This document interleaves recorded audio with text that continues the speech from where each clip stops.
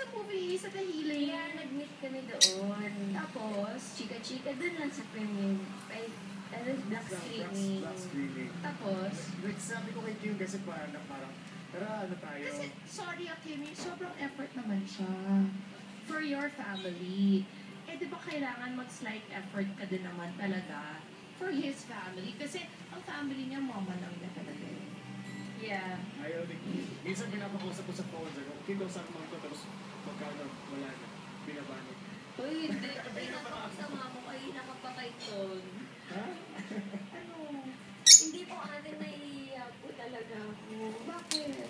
Hindi ko po Kim alam. Chu ka, dapat di ka mahiya. Yeah, hindi rin. Hindi, kasi maganda ka, mabait ka, talented ka, o yung mga dapat mahiya lang yung mga walang K. Pero di ba?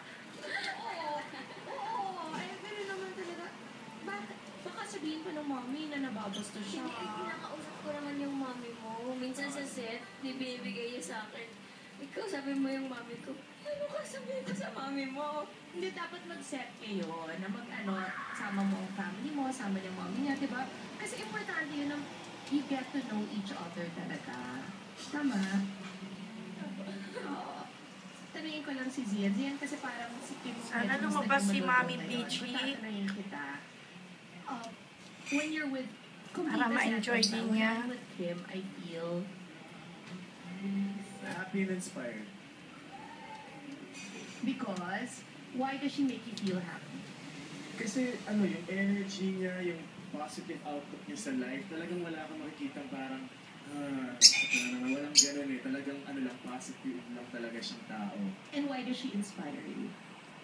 Kasi pag may kasama kang masaya palagi, tapos syempre nakahawa ka na. Drink your water, Bit. Are you exclusively dating? Hindi naman kasi hindi pa kami lumalabas ng kami lang eh. Hindi Ay, pa. bakit hindi pa? Ate, dapat may kasama. Ate ko. Ilan taon ka na? Ate, 22. Oo.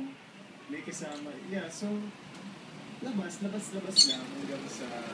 hanggang sa kunwari. Ito na lang. Are you seeing any other girl besides Kim? Wala naman It's ako. just Kim. Wala naman akong wala naman akong